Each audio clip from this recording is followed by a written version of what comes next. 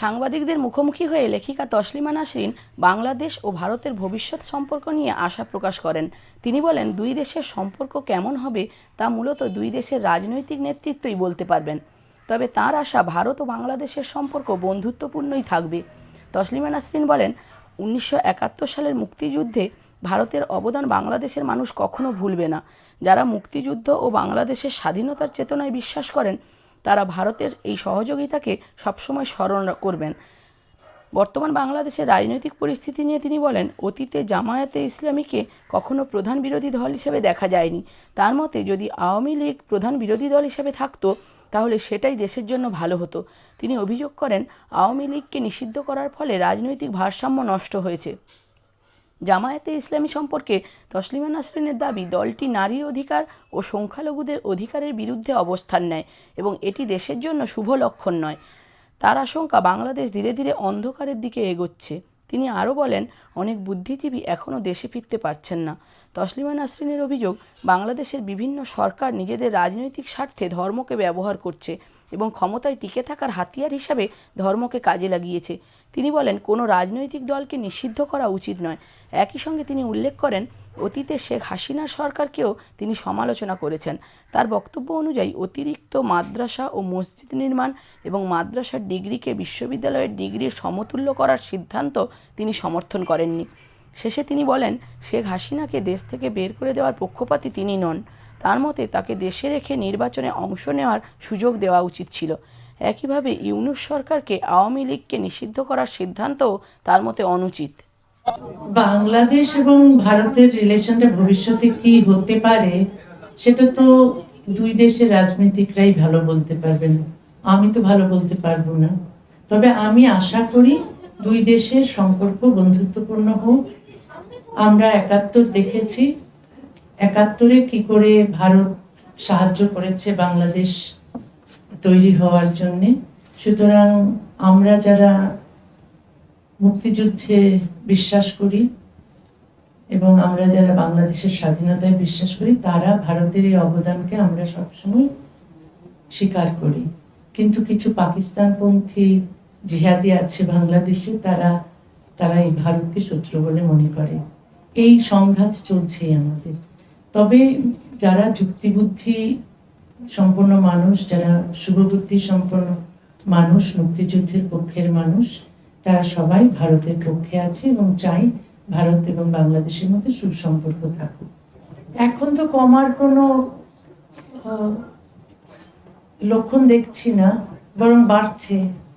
এখন আমরা জামাতে ইসলামীকে কখনো প্রধান বিরোধী দল হিসেবে কখনো দেখিনি, এখন দেখছি। এখন তারা সংসদে বসছে। প্রধান বিরোধী দল যদি আওয়ামী লীগ থাকতো তাহলে ভালো হতো। কিন্তু এখন যেহেতু আওয়ামী লীগকে ব্যান করেছে, তাই প্রধান বিরোধী দল হিসেবে জামাতে ইসলামী আছে এবং এটা কখনোই ভালো লক্ষণ নয়। কারণ এই জামাতে ইসলামী নারীর অধিকারের বিরোধী, তারা সংখ্যালঘুদের অধিকারের বিরোধী, তারা তো সভ্যতা চায় না, তারা তো সেই সপ্তম শতাব্দীর আইন চায়। এই একবিংশ শতাব্দীতে তারা সপ্তম শতাব্দীর আইন নিয়ে আসতে চায়, শরিয়া আইন চায়। তো ওটা হলে তো কোনো সংখ্যালঘু ওখানে বাঁচতেই পারবে না, কোনো নারীও বাঁচতে পারবে না। তো সেই কারণে অন্ধকারের দিকেই যাচ্ছে। মুক্ত চিন্তকরা তো দেশে এখন আর থাকতেই পারছে না, তারা মুখ খুলছে দেশের বাইরে গিয়ে। প্রচুর মুক্ত চিন্তক বাংলাদেশ থেকে বেরিয়ে এসে এখন নেপালে থাকছে, কেউ কেউ ভারতে থাকছে। কালকে দুজন মুফতি মাসুদের সঙ্গে দেখা হলো, যিনি এককালে মুফতি ছিলেন, ইমাম ছিলেন, এখন কিন্তু নাস্তিক হয়েছেন। তো তারও দেশে নিরাপত্তা নেই। তারপর প্রচুর মুক্তচিন্তক এখন ইউরোপে, আমেরিকায় বাস করতে বাধ্য হচ্ছে। শুধু আমি নই, আমার মতো আরো অনেকেই আছে। এখন আমরা যদি দেশে গিয়ে নিরাপদে থাকতে পারি তখনই বুঝতে হবে দেশ সভ্য হয়েছে। কিন্তু এই দেশকে সভ্য করার কোনো উদ্যোগ তো কোনো সরকারই নিচ্ছে না। সরকার নিজের স্বার্থ দেখছে, ধর্মকে ব্যবহার করছে, এই ধর্মকে ব্যবহার করে অনন্তকাল ক্ষমতায় থাকতে চাইছে এটা প্রতিটি সরকারের এই একটা সমস্যা। দেখুন, কোনো রাজনৈতিক দলকে তো ব্যান করা উচিত নয়। আমি হাসিনার খুব সমালোচনা করেছি, কারণ হাসিনা প্রচুর মসজিদ মাদ্রাসা গড়েছেন এবং মাদ্রাসার ডিগ্রিকে বিশ্ববিদ্যালয়ের ডিগ্রির সমমানের করে দিয়েছেন, যেটা করা উচিত হয়নি। হ্যাঁ, তিনি কৌমি জননী উপাধি পেয়েছেন এইসব কৌমি মাদ্রাসা তৈরি করে, যেগুলো আমার মনে হয় দেশের ক্ষতি করেছেন। কিন্তু তারপরও আমি তার এই যে দেশ থেকে তাকে বের করে দেওয়া হলো সেটার পক্ষপাতী নই। আমার মত হচ্ছে তিনি নির্বাচন তার উচিত ছিল নির্বাচন দেওয়া এবং দেশে থাকা। এবং এই যে তারপর ইউনূস সরকার আওয়ামী লীগ রাজনৈতিক দলকে নিষিদ্ধ করলেন, সেটা খুবই অনুচিত কাজ হয়েছে।